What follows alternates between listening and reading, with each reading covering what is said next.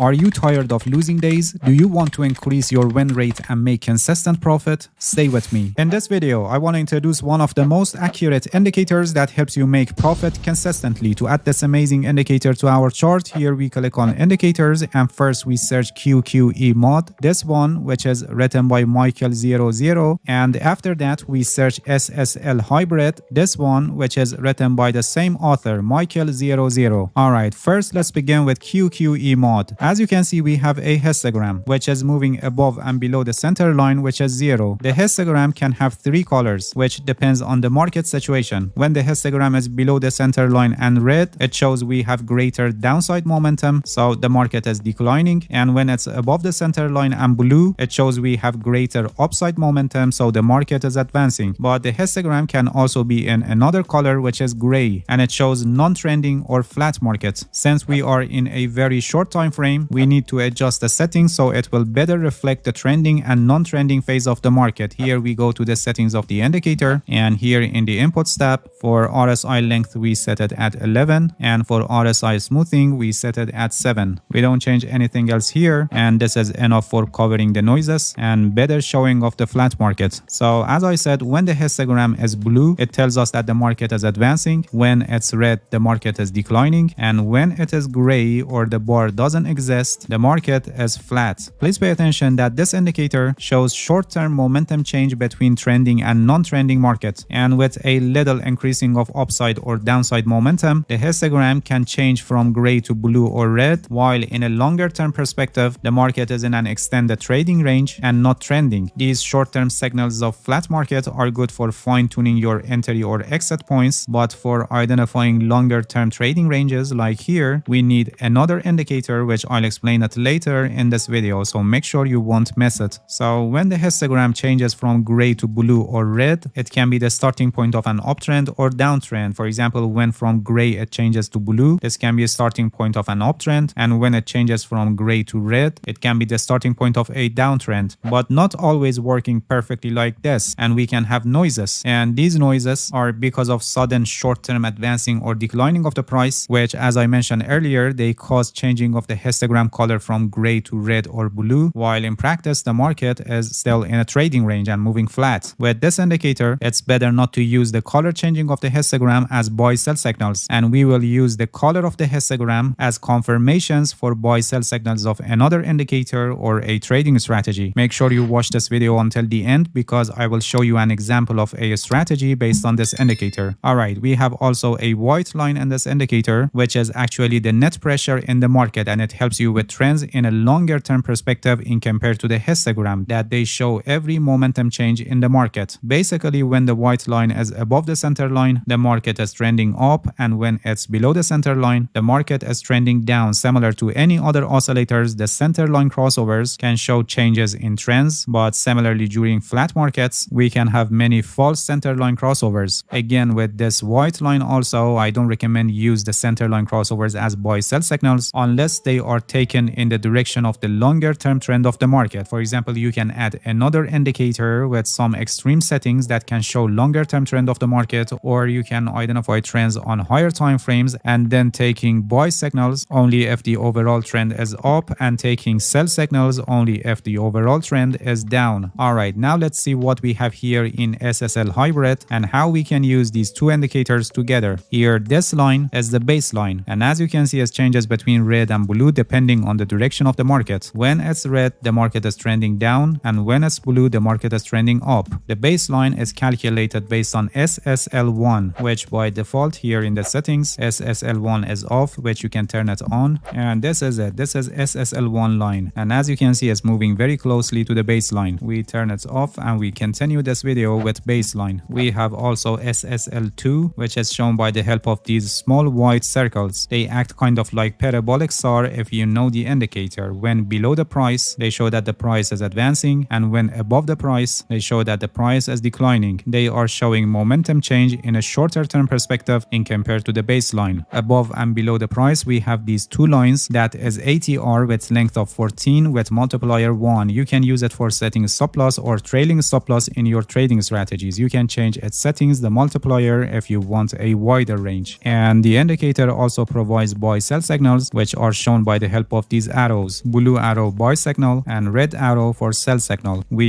only take the signals that are in the same direction with the current trend of the market, and we can also use QQE for more confirmation. For example, while the baseline is blue, we only take buy signals. In this situation, we don't care about these sell signals because they are against the current trend of the market. And as you can see, after that we had just a pullback or a small pause within the trend. So while the baseline is blue, we only pay attention to buy signals, and then we only pick the buy signals that here in QQE the histogram is blue and above the white line. When the bar is above the white line, it shows that we have strong upside momentum, but when the bars go below the white line, it shows that the upside momentum is weakening. So this buy signal here is confirmed, and we could enter a long position at this point. This buy signal here is also confirmed, but for example, this buy signal here, which happened at the end of this advancing of the price here, this is not confirmed by QQE because the bar is not above the white line, as you can see. Similarly, when the baseline is red, we focus on sell signals. In this situation, we don't care about buy signals, and we only take the sell signals that the bar is red and below the white line. So this sell signal here is confirmed, but for example, this sell signal here, this is not confirmed because as you can see, the bar is above the white line, and this shows that downside momentum is weakening. This strategy also performs very well during flat market, and most of the false signals in trading ranges are filtered by the help of the conditions that I mentioned. For example, here you can see that starting here, the market went flat, and this buy signal here is not confirmed because the histogram is red. For the sell signal here, the histogram is gray. This buy signal here also rejected because histogram is gray. As I mentioned earlier, when the histogram is gray, it shows that we are in a flat market in short-term perspective. Here, the sell signal is also rejected because histogram is blue, and this buy signal also rejected because here the bars is not existent, which still shows that the market is flat. And we continue like this until we have a perfect setup based on the conditions that I have mentioned. As you saw, QQE mod helped us to remove false signals during this flat market, and also here at the reversal points of the market, which